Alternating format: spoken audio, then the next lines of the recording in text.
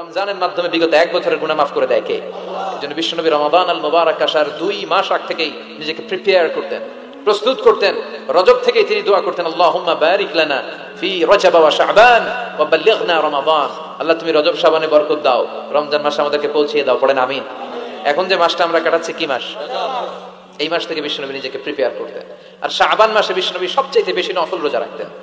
যারা নফল রোজা রাখতে চান এরা শাবান মাসে রাখবেন। রমাদানের পরে যেই মাসে বিষ্ণু ইসা ইসলাম সবচেয়ে বেশি নফল রোজা রাখতো ওই মাসটার নাম হচ্ছে শাবান। বেশি বেশি নফল রোজা রাখবেন তো?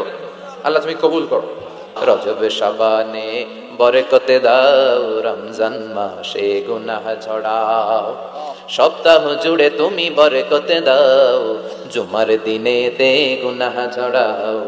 রজব শাবানে বরকতে দাও, রমজান মাসে গুনাহ ঝরাও। পড়েন আমিন। এই জুমার মাধ্যমে বিগত সপ্তাহের গুনাহগুলোকে ছড়িয়ে আপনারা নিষ্পাপ করে দেয় কে? আর তাহলে জুমার দিনের আলাদা স্পেশালিটি আছে না নাই? আবার বিশ্বনবী জুমার দিনকে লক্ষ্য করে বললেন, আল জুমআতু ইলাল জুমআ কাফফারাতুন লিমা বাইনাহুমা। এক জুমা থেকে আরেক জুমার মাঝখানে যে 7টা দিন আছে, জুমার কারণে 7 দিনে যে গুনাহগুলো হয় গুনাহগুলো জড়িয়ে দেয় কে? এই জুমার দিনের মর্যাদাটা আল্লাহ তাআলা সর্বপ্রথম ইহুদিদের দিতে চেয়েছিলেন। কাদেরকে? কথা বলেন। ওরা এটা নেয় নাই। ওরা নিজেদের জন্য শনিবারকে ওদের অ্যাসেম্বলি ডে বানিয়েছে। ওরা বলেছে না আমরা শনিবারে ইবাদত করব। এই দিনটা আল্লাহ তাআলা নাসারাদেরকে দিতে চেয়েছে, তারাও নেয় নাই। তারা রবিবারকে তাদের ইবাদতের দিন হিসেবে চুজ করেছে। অবশেষে আল্লাহ তাআলা আমাদেরকে এই দিনটা দিতে চাইলেন, আমরা কোনো কথা ছাড়াই গ্রহণ করলাম, আর ধন্য হয়ে গেলাম। ফাগাদান লিল ইয়াহুদ ওয়া বা'দা গাদিন লিন নাসারা। জুমার দিনটা আমাদের দিন, গাদান মানে তারপরের দিন শনিবার হচ্ছে ইহুদিদের জন্য, আর রবিবার হচ্ছে খ্রিস্টানদের জন্য। আর আমাদেরকে জুমার দিন দিয়ে খুশি হয়ে গেলেন কে? আবার বিশ্বনবী বললেন জুমার দিনটা এমন দিন, এই দিনে আল্লাহর পক্ষ থেকে বিশেষ ফেরেশতারা মসজিদের সবগুলো দরজার মধ্যে দাঁড়িয়ে যায় এবং জুমার নামাজের আগ দিয়ে খতিব সাহেব আসার আগ পর্যন্ত লিখতে বসে যায় কে কে মসজিদে ঢুকে, নামগুলো তারা কাউন্ট করে, এন্ট্রি করে। সর্বপ্রথম জুমার সালাত আদায়ের জন্য যে মসজিদে ঢুকে আল্লাহর রাস্তায় উট কুরবানি করলে যেই সওয়াব, ওই ব্যক্তির আমলনামায় আল্লাহ ওই সওয়াব দান করে দেয়। সর্বপ্রথম জুমার দিন যে মসজিদে ঢুকে ফালাহুল বুদনা, তার জন্য থাকে একটা উট কুরবানির সওয়াব। ওনার পরে যে ঢুকবে ফালাহু বাকারা, তার জন্য গরু কুরবানির সওয়াব। 3 নম্বরে যে ঢুকবে ফালাহুল কাবশা, তার জন্য ছাগল কুরবানির সওয়াব। 4 নম্বরে যে ঢুকবে তার জন্য ফালাহু আদ-দাজাজা, মুরগি কুরবানির সওয়াব। 5 নম্বরে যে ঢুকবে তার জন্য আল বাইদা, ডিম কুরবানির সওয়াব। সুবহানাল্লাহ পড়ে। এরপরে ইমাম সাহেব যখন খুতবা দেওয়ার জন্য চলে আসে, ফেরেশতারাও বসে যায়, খুতবা শুনতে শুরু করে। সুবহানাল্লাহ পড়ে। তাহলে এই জুমার দিনের আলাদা সিগনিফিকেন্স আল্লাহর কাছে আছে না নাই? বেশি না কম? আলহামদুলিল্লাহ যে এই দিনটাকে আমরা ছুটির দিন হিসেবে পেয়েছি। 1984 সালে তৎকালীন প্রেসিডেন্ট হুসাইন মোহাম্মদ এরশাদ সাহেবের নাম শুনছেন? হ্যাঁ, উনি এটাকে রাষ্ট্রীয়ভাবে জুমার দিন হিসেবে ঘোষণা করেছিলেন।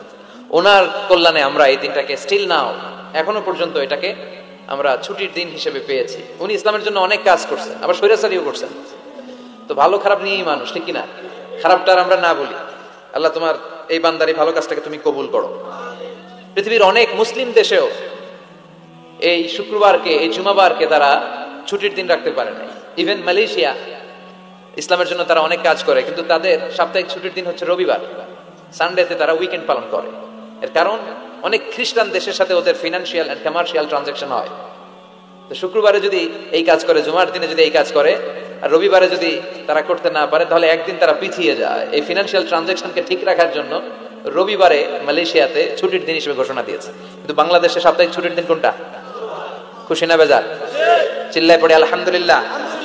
এজন্য রব্বুল আলামিন বলেন, ইয়া আইয়ুহাল্লাযীনা আমানু ইযা নুদিয়া লিস-সালাতি মিন ইয়াউমিল জুমআতি ফাসআউ ইলা যিকরিল্লাহি ওয়া যারুল বাই', যালিকুম খায়রুল লাকুম ইন কুনতুম তা'লামুন। সুবহানাল্লাহ পড়েন। আল্লাহ ডেকে বলে, গোলাম ও আমার ইমানদার বান্দারা, আমার বিশ্বাসী বান্দারা, জুমার সালাতের জন্য যখন আজান দিয়ে দেয়া হয়, ফাসআউ ইলা যিকরিল্লাহ, আল্লাহর স্মরণের দিকে তোমরা ধাবিত হও। ওয়াযারুল বাই', কেনা বেচা বন্ধ করে দাও। যালিকুম খায়রুল লাকুম ইন কুনতুম তা'লামুন, এটাই তোমাদের জন্য কল্যাণকর যদি তোমরা জানতে। সুবহানাল্লাহ পড়েন। ও বিশ্বাসীরা, কারা? মানে আমরা, আমাদেরকে অ্যাড্রেস করে কথা বলছেন, ভালো লাগে না? আল্লাহ যখন আমাদেরকে ডাক দেয়, ভালো লাগে আপনাদের? আল্লাহ আমাদেরকে ডেকে বললেন, গোলাম জুমার সালাতের যখন আজান হয় তখন তোমরা আল্লাহর জিকিরের দিকে ধাবিত হও। এই আজান দ্বারা উদ্দেশ্য হচ্ছে খুতবা দেওয়ার আগে যে আজানটা দেয়া হয়, বুঝতে পেরেছেন? খুতবা দেওয়ার আগে একটা আজান দেয়া হয় না? দুর্ভাগ্যবশত এই দেশে ওই আজানটা খুব আস্তে আস্তে দেয়, ইমাম সাহেবের মুখের সামনে এসে ছোট্ট ছোট্ট করে দেয় যাতে কেউ শুনতে না পারে, দেয় না এরকম? কিন্তু গোটা বিশ্বে রফিক ভাই এই আজানটাও মাইকে দেয়, এই আজানটাও মাইকে দেয়। আপনাদের এই চান্দোলাতে এবার আমি জুমা পড়ালাম না, দেখলাম এইখানেও আমার সামনে, আমার কানের সামনে এসে এসে আমারে শোনাইতেছে। তো আমি বললাম এটা মাইকে দেন, জোরে দেন, বলা হচ্ছে যেন আশেপাশে ডিস্টার্ব হবে।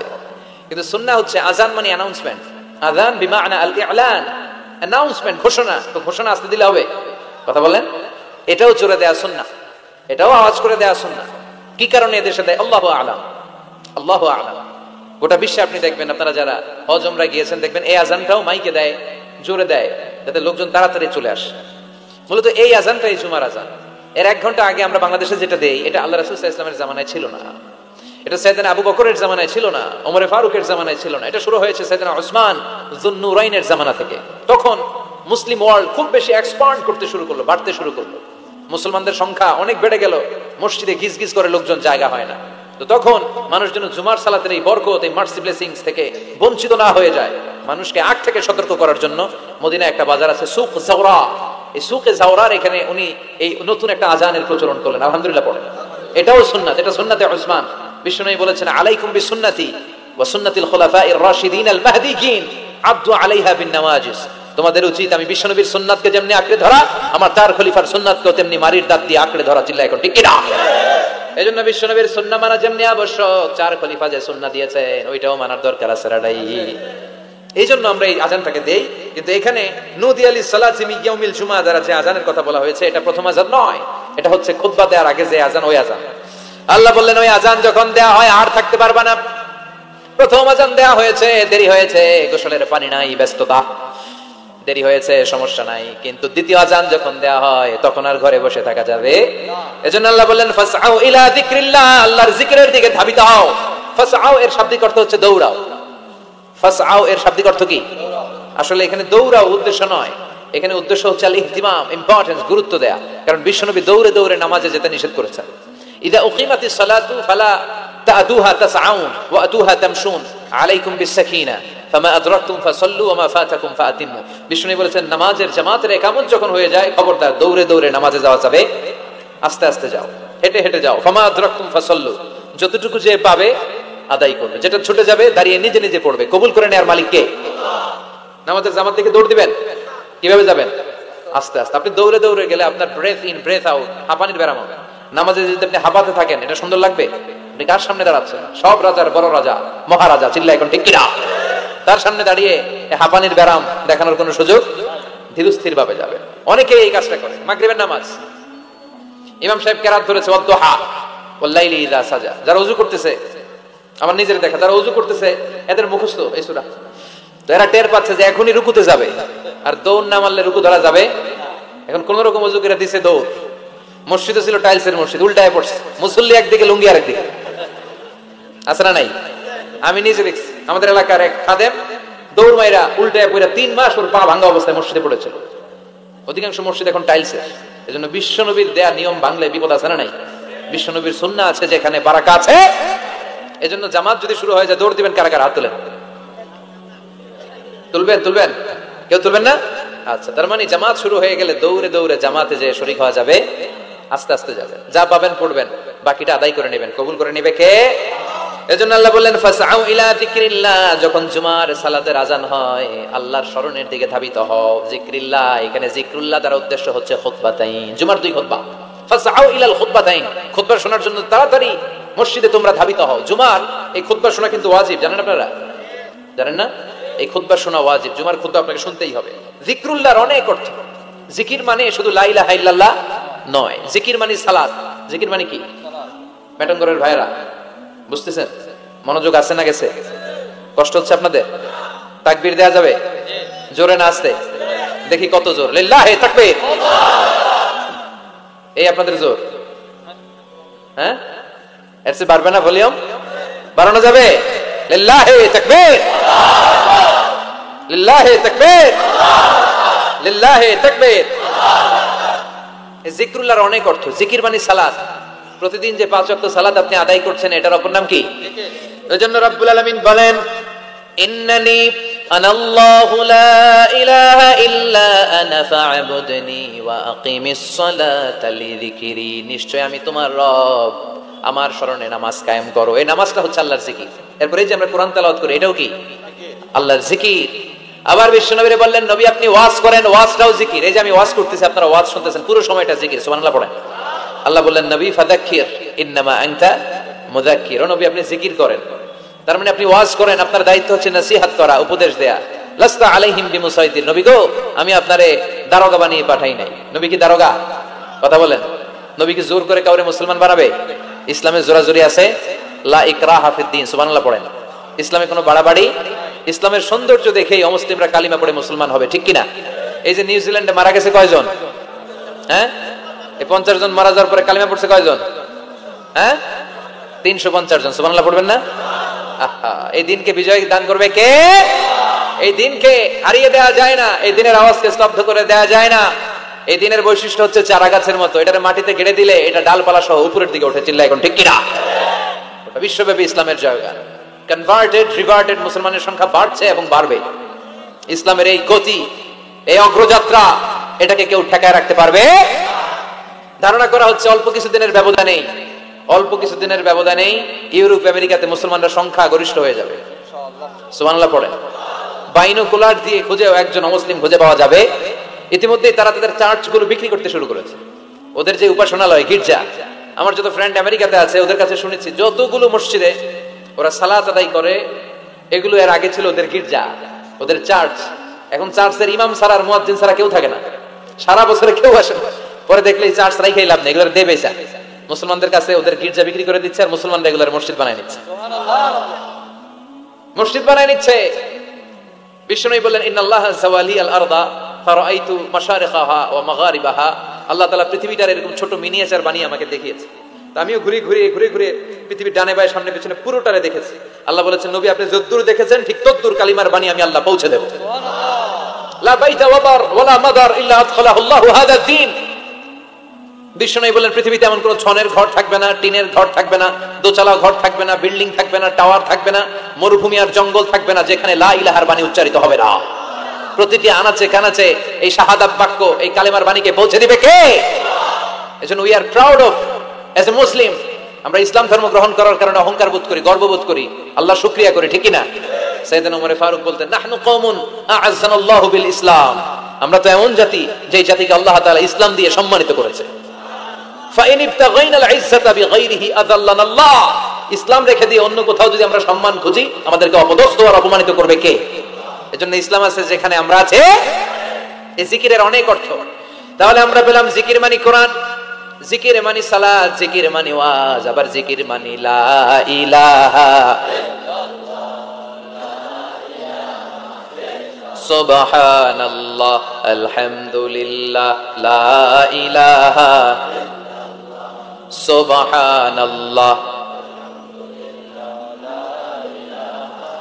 লা ইলাহা ইল্লাল্লাহু মুহাম্মাদুর রাসূলুল্লাহ সাল্লাল্লাহু আলাইহি ওয়াসাল্লাম। তার মানে জিকির মানে সালাত, জিকির মানে কোরআন, জিকির মানে ওয়াজ, আবার জিকির মানে লা ইলাহা, আফদালুয যিকরি লা ইলাহা ইল্লাল্লাহ। বিষ্ণু বললেন সবচেয়ে শ্রেষ্ঠ জিকির হচ্ছে লা ইলাহা ইল্লাল্লাহ। মান কালা লা ইলাহা ইল্লাল্লাহ মুখলিসান মিন কলবিহি দাখালাল জান্নাহ। ইখলাসের সাথে একবার যদি কেউ লা ইলাহা পড়ে তার জন্য জান্নাতকে ওয়াজিব করে দিবে কে?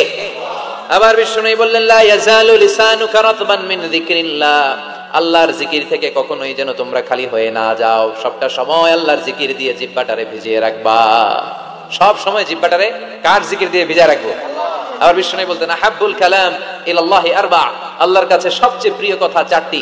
এক হচ্ছে সুবহানাল্লাহ, দুই হচ্ছে আলহামদুলিল্লাহ, তিন হচ্ছে লা ইলাহা, চার হচ্ছে আল্লাহু আকবার। আওয়াজ করে বলেন তো, এক নম্বরে কোনটা? দুই নাম্বার, তিন নাম্বার, চার নাম্বার? সবাই আওয়াজ করে বলেন, এক নাম্বার, দুই নাম্বার, তিন নাম্বার, চার নাম্বার। আল্লাহ তোমার জিকির যেন বেশি বেশি করতে পারি, তুমি তৌফিক দাও। জিকির মানে সালাত, জিকির মানে কোরআন, জিকির মানে ওয়াজ, আবার জিকির মানে জুমার খুতবা। সুবহানাল্লাহ পড়েন। এখানে জিকরুল্লাহ দ্বারা উদ্দেশ্য হচ্ছে আল খুতবাতাইন ক্বাবলাল জুমা, জুমার আগে যে দুই খুতবা আছে এই দুই খুতবাকে জিকরুল্লাহ বলে নামকরণ করেছে কে?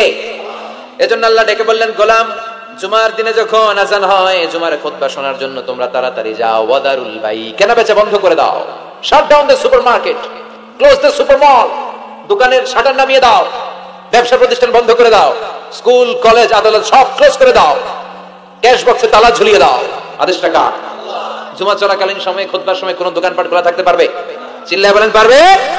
আল্লাহ বললেন দেখা যায় অল্প সময় ব্যবসা নাই, এই অল্প সময়ের জন্য তোমার সাময়িক কিছু প্রফিট নাই, কিন্তু আসল প্রফিট করিয়ে দেওয়ার মালিক কে?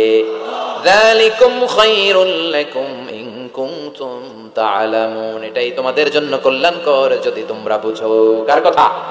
যদিও 2 ঘন্টা সুপার শপ বন্ধ থাকবে, সামান্য কিছু সময় বেচা কিনা নাই, কিন্তু আপনার ব্যবসায় বরকত ঢুকায় দেওয়ার মালিক কে?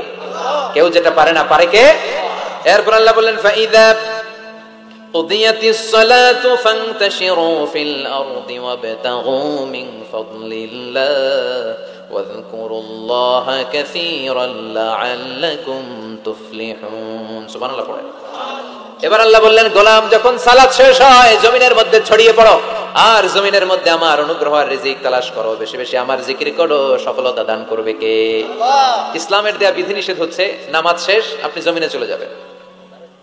নামাজ যখন শেষ হয়ে যায় আপনি মসজিদ থেকে বের হয়ে যাবেন, ছাত্র চলে যাবে তার কলেজে, টিচার চলে যাবে শিক্ষকদের কমন রুমে, মেম্বার অফ দ্য পার্লামেন্ট চলে যাবে পার্লামেন্টে, ঠিক কিনা?